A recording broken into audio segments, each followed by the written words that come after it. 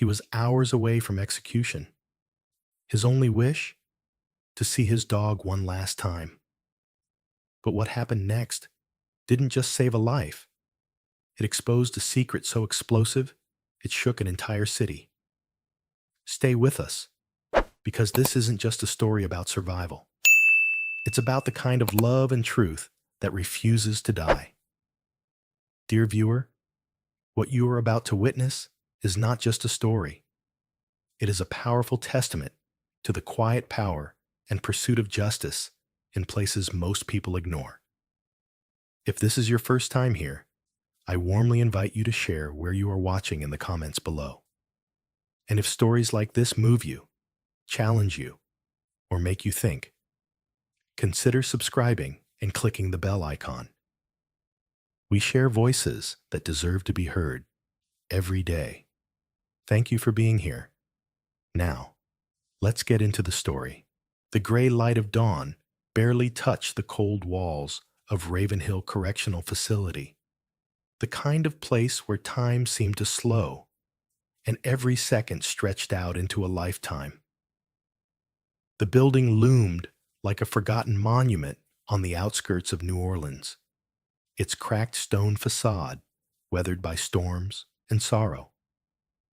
Inside, the morning was no different than any other, except for one man. Marcus Hale sat on the narrow steel-framed bed of cell 17, staring at the tiny slit of a window high above him. He hadn't slept. Not really. He'd spent the night counting the tiles on the floor, feeling the heavy weight of iron chains around his ankles and wrists. In a few short hours, Marcus was scheduled to die. No family waiting, no crowd of mourners. Just a final march down a sterile hallway toward a needle that would end everything. But Marcus had made one last, desperate request. Something so unusual, the warden had paused when reading it aloud. "I want to see Daisy before I go." Daisy wasn't a woman, wasn't even a human. She was a dog, a golden retriever with soft ears and a heart bigger than any prison could contain.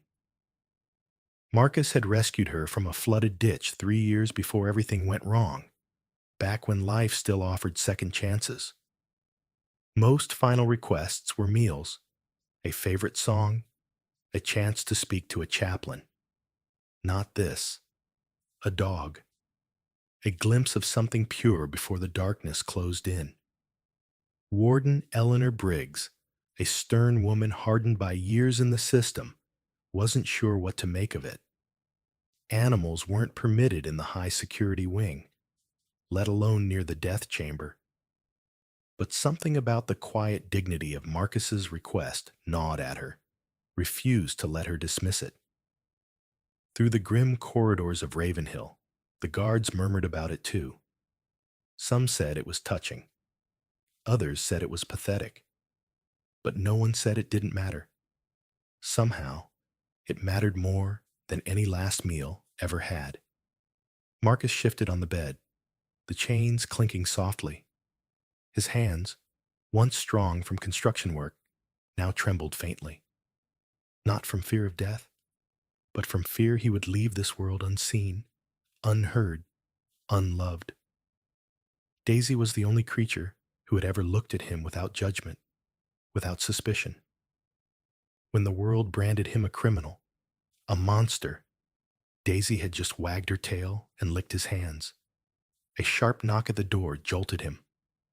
Officer Craig Holloway, a broad-shouldered man with a permanent frown, entered without ceremony. In his hand, a clipboard. "Time to prep," Craig said gruffly, though his voice lacked the usual bite. There was something softer in the way he avoided Marcus's eyes, something almost guilty. Marcus stood, the shackles pulling at him, and extended his wrists for the cuffs. Routine. Dehumanizing. Necessary. Craig hesitated. "The warden's still checking on your request." Marcus nodded once. No illusions? The odds were slim. Bureaucracy didn't bend easily, not even for dying men. As he was led down the corridor, Every sound seemed amplified. The shuffle of other inmates stirring, the distant slam of a gate, the metallic screech of a food cart. The facility felt alive in a different way today, as if the walls themselves were holding their breath. Passing the visitation room, Marcus caught a glimpse of sunlight for the first time in days, a golden shard piercing the grime-smeared window. It hurt his eyes. Funny, he thought. They were about to take his life, but it was the light that wounded him most. Down a hall, painted an institutional beige, so faded it was almost gray, they brought him to the final holding cell, the death watch cell. Clean, clinical, suffocating. Inside, a plain cot, a table bolted to the floor, and a Bible left carelessly at the edge of the table. No clock. They didn't want the condemned counting minutes, but Marcus could feel them, each one slicing closer to the end. Craig left him there, locking the door with a heavy clunk. Marcus sat down, staring at nothing. No visitors, no second chances, just the slow, inevitable ticking of fate. He thought about Daisy, her lopsided run when she was excited, the way she snored like a freight train when she slept on his couch. Would she even remember him after 3 years? Would she be scared, confused by the cold smell of prison and the strangers in uniform? Maybe it was better if she didn't come. Maybe seeing her, only to lose her again within minutes, would be the cruelest cut of all. He bowed his head, pressing his shackled hands together. No prayers, just memories. A life reduced to a handful of scenes. A childhood spent dodging fists. A youth lost in bad neighborhoods. A single act that had destroyed everything. And a dog who had loved him anyway. Outside the cell, voices rose. Tense. Urgent. He caught only fragments. Cleared it with the board. Governor's office said, under exceptional circumstances, but if it goes wrong. His heart thudded painfully. He didn't dare hope. Not yet. Finally, footsteps approached. Warden Briggs appeared, her face unreadable, flanked by 2 guards. She held a folded piece of paper in her hand, the official seal visible even at a distance. "Mr. Hale," she said, voice measured, "we've approved your request." For a moment, Marcus couldn't process the words. Approved? Daisy was coming? Tears he hadn't known he still possessed burned behind his eyes. He blinked rapidly, forcing them down. There would be time for that later, if there was any later left. Briggs continued, "Your dog is on her way. Miss Natalie Brooks, your former fiancée, is bringing her. She should arrive within the hour. You'll have 15 minutes supervised contact. Then." The sentence trailed off. No need to explain what came next. Marcus nodded, unable to speak. His chest ached, not from fear, not from sorrow, but from a surge of gratitude so fierce it almost shattered him. He wasn't dead yet. And somehow, in this broken place, mercy had found a crack to slip through. As Briggs turned to leave, Marcus whispered, almost too softly to hear, "Thank you." She paused, her back still to him, and said, "Don't waste it." The door clanged shut. Alone again, Marcus sank to the cot, overwhelmed. Daisy was coming. In the middle of all this darkness, a single golden thread still connected him to life. He stared at the door, willing it to open. Time was a monster now, clawing at him with every heartbeat. But he held on to one thought with desperate clarity. If Daisy still remembered him, if her eyes still lit up when she saw him, it would mean he hadn't been erased from the world. Not entirely. And for Marcus Hale, condemned but not yet defeated, that was a kind of salvation worth everything. Everything. Outside the heavy gates of Ravenhill Correctional Facility, the world moved faster, than Marcus Hale could have imagined. Natalie Brooks gripped the steering wheel of her battered blue pickup, her heart hammering against her ribs as she raced down the rural Louisiana highway. The early morning mist clung to the fields on either side, turning the road into a narrow gray ribbon stretched out toward the horizon. In the seat beside her, Daisy sat upright, ears perked, her golden coat gleaming even under the dim sky. The dog seemed to understand that something urgent was happening, though she couldn't possibly know just how much hung in the balance. Every time Natalie glanced over, she caught Daisy's wide, expectant eyes looking back at her, as if to say, "I'm ready. Take me to him."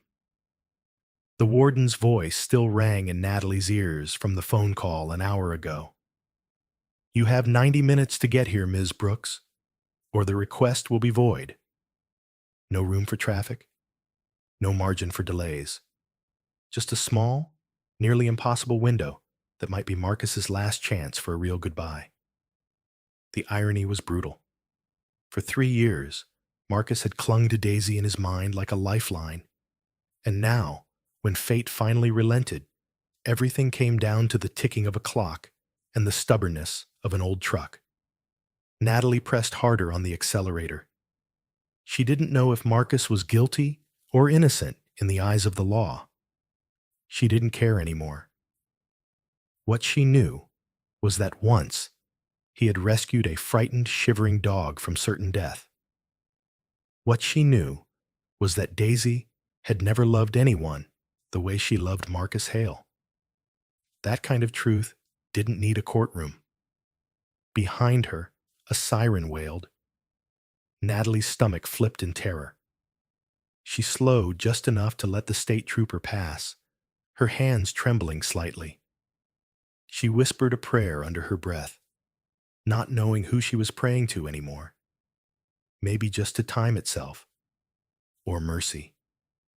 As the miles blurred beneath the tires, Natalie remembered the night Marcus had been arrested. The disbelief in his face, the way he kept asking, "What's happening?" "There's been a mistake." She had believed him then, even when the newspapers had not. Even when neighbors had pulled their children away from her on the street. Even when her job offers dried up and her life slowly, cruelly shrank. And now, after everything, all that remained was this one drive, this one moment. A green highway sign loomed ahead. Ravenhill, exit 12. 15 minutes, maybe less. Natalie reached over and stroked Daisy's head. "Almost there, girl," she said, her voice cracking. Daisy's tail thumped once against the seat in reply. Meanwhile, back at Ravenhill, Marcus sat rigid on the narrow cot, straining to hear every sound from beyond his cell door. His mind spun useless circles. What if something happened? What if Daisy didn't make it? What if this tiny, impossible hope was about to slip away after all? Officer Craig Holloway returned, his steps slower this time, his face grimmer. He unlocked the small hatch in the door and slid in a bottle of water. Marcus didn't move. "Nothing yet," Craig said, almost gently. Marcus nodded stiffly. He felt like a man balanced on the edge of a crumbling cliff, gripping the air, waiting for a hand that might never come. Inside the administrative wing, Warden Briggs paced her office, checking her watch for the 5th time in as many minutes. She had bent more rules this morning than in her entire 20-year career combined, and if Natalie Brooks didn't arrive in time, it would all have been for nothing. Briggs thought of Marcus's face when she told him the request was approved. It was not the face of a man who feared death. It was the face of a man starving for one last glimpse of something pure. She didn't know if he deserved mercy, but she knew he deserved that. The clock on the wall read 7:48 a.m. The execution was scheduled for 9 a.m. Every moment felt like a gavel slamming down. Natalie barreled off the exit ramp, the truck groaning under the strain. The guard station rose into view, encased in chain-link fences and razor wire. Two uniformed officers waved her down. She rolled to a stop, throwing the door open before the engine had fully died. "I'm here for Marcus Hale," she gasped, fumbling for the warden's paperwork, her voice shrill with urgency. "This is Daisy. Please, we're here." The officers exchanged a glance. Then one of them grabbed a walkie-talkie. A tense exchange crackled through the static. Then a curt nod. "Go ahead," the taller guard said. "Gate 3. Park by the intake office." Natalie jumped back into the truck, tears pricking her eyes. Daisy barked once, sharp and eager, sensing the change. Inside, Briggs received the update and allowed herself a rare smile. She turned to Craig. "Tell Mr. Hale. They're here." When Marcus heard the words, he slumped forward, his face in his hands. Relief cracked open something inside him. Something deeper than grief, deeper than fear. He hadn't been forgotten after all. 5 minutes later, the heavy lock on his cell clicked open. Craig gestured him out. "Come on, Hale," he said quietly. "She's waiting." Marcus rose on legs that barely felt strong enough to hold him. His heart thundered painfully in his chest, but for the first time in years, it was not with dread. He was about to see Daisy. Hope, fragile, reckless, unstoppable, roared to life inside him. And for the first time since the sentence had been passed, Marcus Hale truly believed that maybe, just maybe, something was about to change. As Marcus followed Officer Holloway down the sterile corridor, a strange tension crackled in the air, heavy and restless, like a thunderstorm that refused to break. His footsteps echoed against the concrete walls, a hollow sound that made each step feel like a countdown. In a side hallway, branching off from the administrative wing, he caught sight of a familiar blur of gold and wagging tail through a small window. Daisy. He almost stumbled. His throat closed up with the effort to hold back the surge of emotion roaring inside him. She was here. She was real. Natalie had made it in time. For the first time in 5 years, he allowed himself a real, unguarded smile.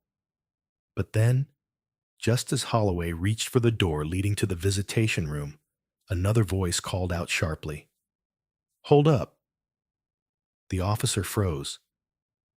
Marcus turned, his heart dropping into his stomach. From the shadows near the security checkpoint, a figure stepped forward. Older, broad-shouldered, dressed in a plain gray suit that hung a little too heavily on his frame, as though weighed down by something far more crushing than gravity. The man removed his hat, revealing graying hair and sharp eyes rimmed with exhaustion. Marcus blinked. He recognized him, though it took a moment for the memory to slot into place. Detective Samuel Briggs, the very man who had arrested him. "What's he doing here?" Marcus whispered, his body tensing automatically. Warden Briggs, following behind, answered quietly. "He requested to speak to you. He claims he has something urgent to say, something you deserve to hear." Marcus stared at the detective. He felt the sudden, savage urge to refuse, to walk past him without a glance, straight into Daisy's waiting arms. But some instinct deeper than anger made him pause. 5 years ago, his world shattered in the span of a few signatures and a jury's nod. Maybe, just maybe, part of the truth still lay tangled in those ruins. Marcus nodded stiffly. The warden gestured, and Holloway led Daisy and Natalie to a separate holding room for the moment. Marcus's heart twisted painfully as he watched Daisy's tail wagging, her body straining toward him, confused at being pulled away. Just a few more minutes, he promised silently. Just a little longer. He turned back to Samuel Briggs. The detective looked like he hadn't slept in days. His voice, when it came, was raw and stripped of the authority it once carried.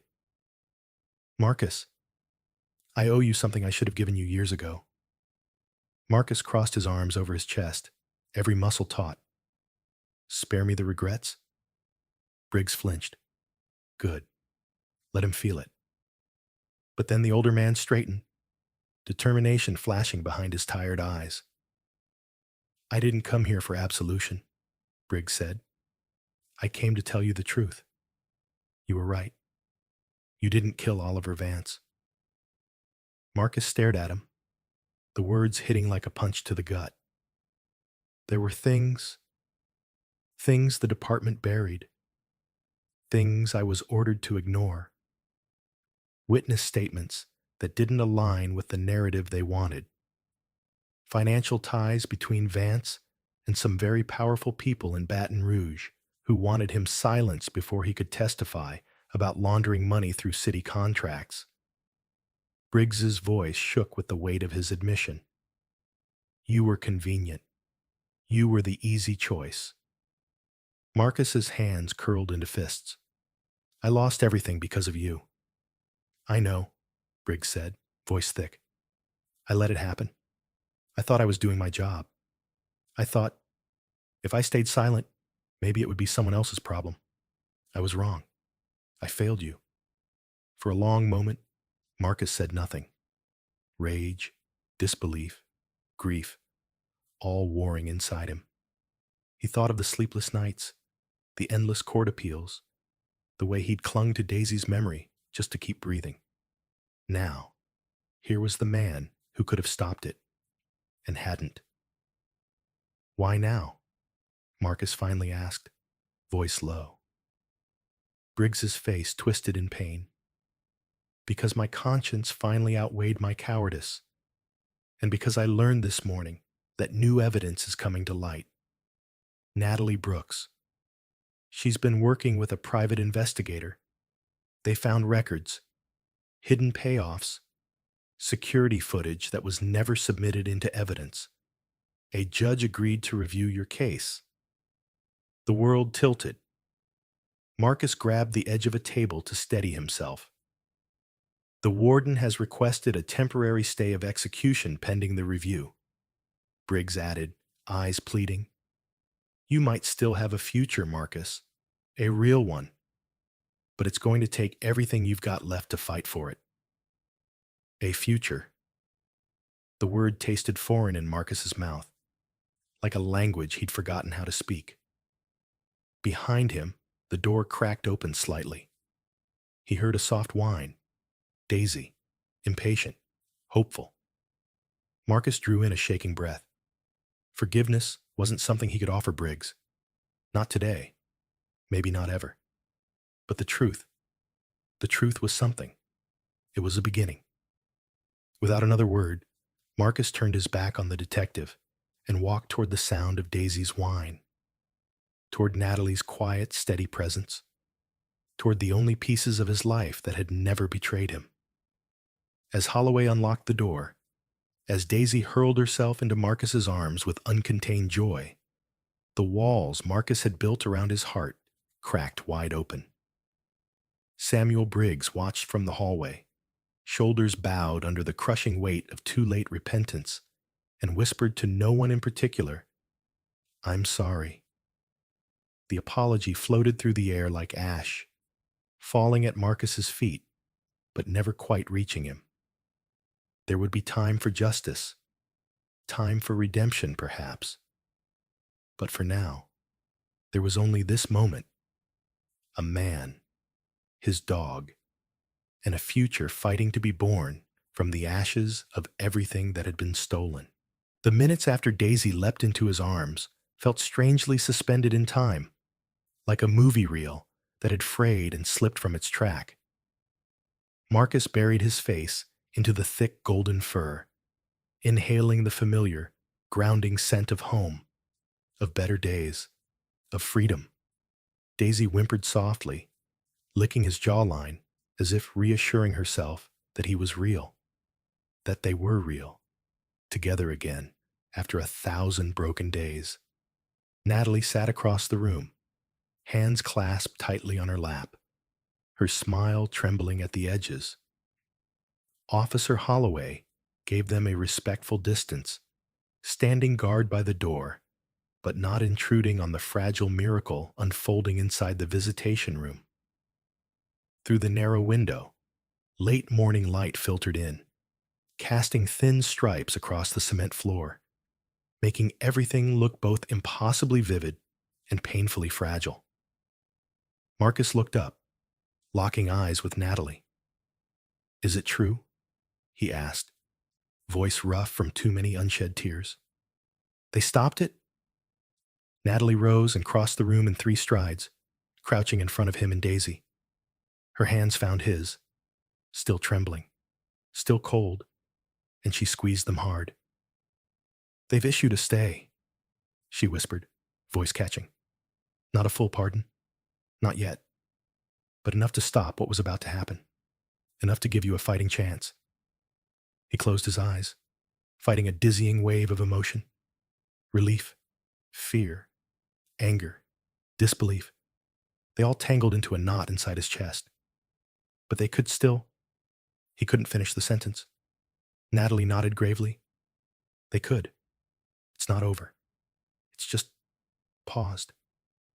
The weight of those words pressed down on him like an invisible hand. He wasn't free. Not yet. He was floating somewhere between life and death, tethered by thin hope and the sheer stubbornness of the people who refused to let him disappear without a fight. Warden Briggs entered quietly, clipboard in hand, his stern face unreadable. He nodded to Marcus before addressing Holloway. "Take Mr. Reed to holding room 3, he said. "He'll wait there until we receive final confirmation from the governor's office." Marcus rose to his feet, Daisy following close, her head nudging his knee protectively. He turned to Natalie. "Will you stay?" he asked. She nodded, tears brimming. "As long as it takes." As Holloway led them through the labyrinth of hallways again, Marcus kept his gaze locked forward, trying to keep the creeping dread at bay. It wasn't the same desperate march toward death he had faced that morning, but it wasn't freedom either. It was something worse in some ways, a limbo where hope dangled just out of reach, daring him to believe and fear at the same time. Holding room 3 was smaller, colder than his previous cell, but at least it had a real chair, a small table, and a window that cracked open just enough to smell the sharp tang of the late autumn air. Holloway allowed Daisy to stay, a small mercy Marcus would never forget. For the next few hours, the world shrank to that tiny room. Marcus sat with Daisy at his feet, his fingers threading absent-mindedly through her fur, grounding himself in the present moment because the future was too uncertain and the past too painful. Natalie visited intermittently, bringing news, fragments of updates from her investigator, from legal aides scrambling to assemble new evidence into a coherent, undeniable case. "They found security footage from a gas station 2 blocks from the scene," she said during one visit, her cheeks flushed with hope. "You weren't there. Someone else was." Later, she returned again, a new glint in her eyes. A former employee of the mayor's office came forward.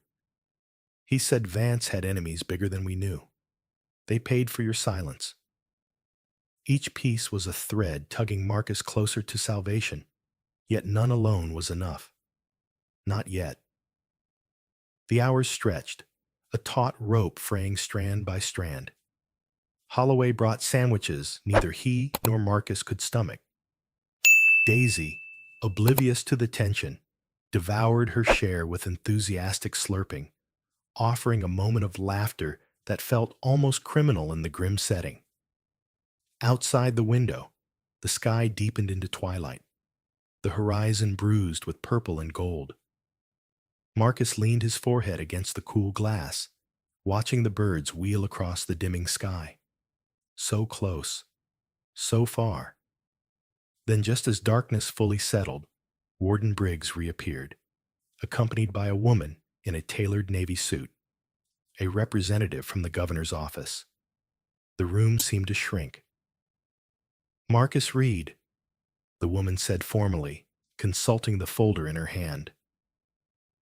"In light of new evidence and credible allegations of investigative misconduct, the governor's office has issued an emergency injunction to halt your execution indefinitely, pending a full review of your case." Indefinitely. The word rattled through Marcus's mind like a loose coin in a tin cup. "You're not a free man yet," she added, "but you are no longer scheduled for execution." Marcus sagged back into his chair, feeling as if his body might simply dissolve from the weight of relief. Daisy, sensing the shift, jumped up, planting her paws on his lap and licking his face furiously. He laughed, a raw, incredulous sound that startled even him. Natalie rushed in behind the officials, eyes shining. "I told you," she whispered fiercely, grabbing his hand. "I told you we weren't giving up." Tears blurred his vision. He didn't care anymore about the room full of strangers. He pulled Natalie into a hug, Daisy squirming happily between them, and let the tears fall, soaking into her shoulder. In that small, stark room of steel and concrete, the impossible had happened. The clock had stopped. For the first time in years, Marcus Reed's life was no longer slipping through an hourglass. It was, at long last, his to fight for. When Marcus Reed finally walked out of Ravenhill Correctional Facility, the morning air hit him like a tidal wave. Fresh, sharp, almost too alive for someone who had grown accustomed to the sterile, deadened breath of confinement. He stepped beyond the gate slowly, Daisy straining gently against her leash beside him, tail wagging in wide, joyful arcs. Natalie hovered just a step behind, giving him space, but never letting the silent support between them falter. There were no cheering crowds, no television cameras, just the muted gold of the early sun stretching over the worn concrete parking lot, and the heavy, heady feeling that something irreversibly precious had been returned to him. The state had not officially cleared his name yet. That fight was still to come, buried in courtrooms and paperwork and headlines he had no desire to see. But for now, Marcus was a free man, conditionally, quietly, and above all, gratefully. As they climbed into Natalie's battered old pickup truck, Marcus couldn't stop glancing around, as if the world itself might vanish if he didn't memorize every detail. The cracked sidewalk, the sagging telephone wires, the smell of gasoline and wet grass. All of it vibrated with the kind of beauty he hadn't let himself hope for in years. They drove in silence for a while, Daisy nestled between them, occasionally nosing Marcus's hand as if to double-check that he was still real. Finally, Natalie broke the stillness. "I kept the house," she said. "I didn't know if you'd ever see it again, but I couldn't let it go." Marcus turned to her, his voice soft. "I'm glad you didn't." When they reached the modest bungalow perched near the hills overlooking Asheville's Blue Ridge landscape, Marcus felt a lump rise in his throat. He remembered every crack in the driveway, every squeaky hinge on the front gate. Yet somehow, it all felt new too, touched by the miracle of second chances. Inside, Natalie had tried to prepare. A fresh set of clothes lay folded on the bed. The kitchen gleamed. A new dog bed waited in the corner for Daisy, who immediately sniffed it and curled up with a satisfied grunt. Marcus wandered through the small house like a man stepping through a dream. The pictures on the wall caught him by surprise. Old snapshots of them smiling at barbecues, hiking through the Smokies, and playing fetch with Daisy in the backyard. Natalie hadn't erased him from this life, even when the world demanded it. She had carried him in her heart through the unthinkable. Later, as he sat at the kitchen table, nursing a cup of strong coffee, Natalie joined him, the quiet between them thick with unspoken emotions. "You don't have to figure everything out right now," she said gently. "We'll take it slow." Marcus nodded. For the first time in years, there was time. Precious, unhurried time. No ticking clock. No death sentence looming overhead. Over the following weeks, they built a fragile rhythm. Marcus attended therapy sessions arranged by advocacy groups, sitting in sterile rooms with other exonerated men who spoke of sleepless nights, of anger they didn't know where to place, of a future they weren't sure they deserved. He listened more than he spoke, letting their words break open spaces inside him he hadn't realized were locked tight. Daisy became his anchor. Morning walks through the misty hills turned into afternoon games of fetch at the park. Children flocked to the gentle golden retriever, and through their wide, innocent eyes, Marcus glimpsed something pure again, a world that hadn't been completely corrupted. Natalie stood by him through it all, a steadfast presence who never once treated him like he was broken. When the official apology from the governor's office finally arrived, Marcus held the letter in his hands, feeling its weight and its emptiness. No formal document could undo the years lost, the nights spent praying for a tomorrow he thought he'd never see. But it was something, a beginning.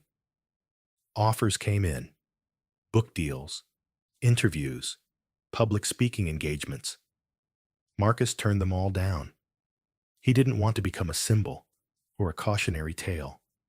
He wanted simply to live. He volunteered at animal shelters, finding joy in training abandoned dogs, helping them find new homes, just as Daisy had once helped save him. Each time he knelt beside a nervous, trembling puppy, coaxing it into trust, he healed another invisible piece of himself. One evening, months after his release, Marcus and Natalie sat on the porch, watching the sunset paint the world in strokes of fire and gold.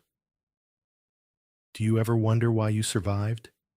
Natalie asked softly. Marcus thought about it for a long time, listening to the crickets tuning up for their nightly symphony. "I used to think survival was punishment," he said slowly. "Now, I think it's a gift. Not everyone gets a second chance. I intend to make mine count." She reached over and took his hand, her touch warm and steady. "You already have." As the stars began to prick the darkening sky, Daisy rested her head on Marcus's knee, sighing in contentment. For the first time in what felt like forever, Marcus Reed wasn't running from the past or bracing for the end. He was home. He was whole. And the future, once a terrifying void, stretched out before him wide and waiting, full of possibilities he no longer feared to hope for. Marcus Reed's journey was never meant to be ordinary.